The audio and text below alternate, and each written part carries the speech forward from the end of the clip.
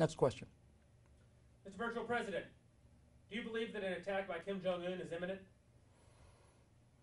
I don't know. I mean, that's the real problem, isn't it?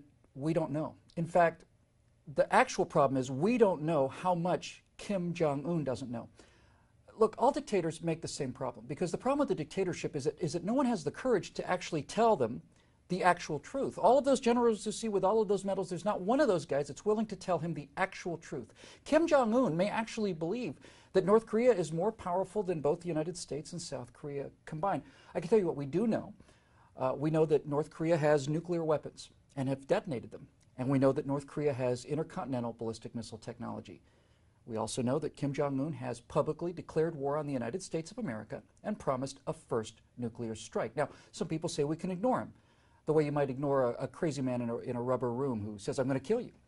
But he's not a crazy man in a rubber room who says he's going to kill you. He's a convicted felon behind bars who's got a automatic pistol in one hand, a loaded magazine in the other, and he's putting these two together, and then he says he's going to kill you. Now, that kind of threat you simply cannot ignore. Look, my job as virtual president, my primary job, really my only job, is to defend the American people. So I am declaring now publicly, as of this moment, that any Korean intercontinental ballistic missile that's either being taken to the pad, erected on the pad, or fueled on the pad will be destroyed before it can be launched. I'm stating that categorically. It's simply going to go away. It's going to vanish. We will destroy it before it can be launched.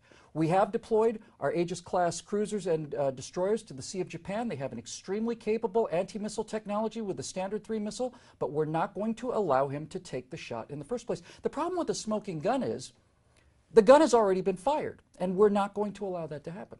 So I'd like to speak directly to the Kim regime now, because none of their people have the courage to speak to him directly. So I'd like to speak directly to the leader of this North Korean criminal regime that has inflicted these kind of miseries on their own people for 60 years now.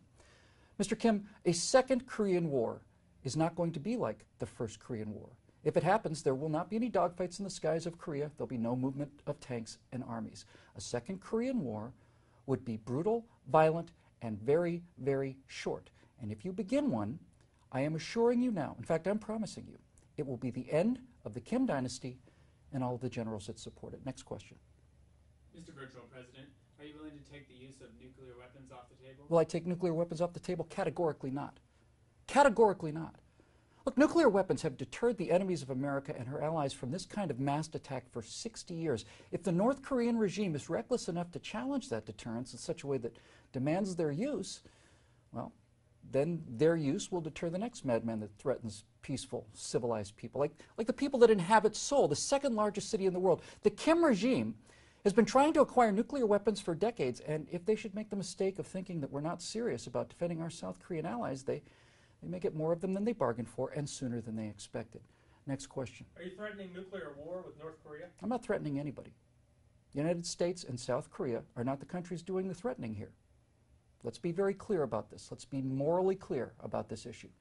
The decision to go to war in Korea is not up to the President of the United States. It's not up to the President of South Korea. It's not up to the Chinese. It's not up to the United Nations. The decision whether or not to go to war rests solely in the hands of one individual, and I'm simply telling you what will happen if he decides to make the wrong decision. Next question.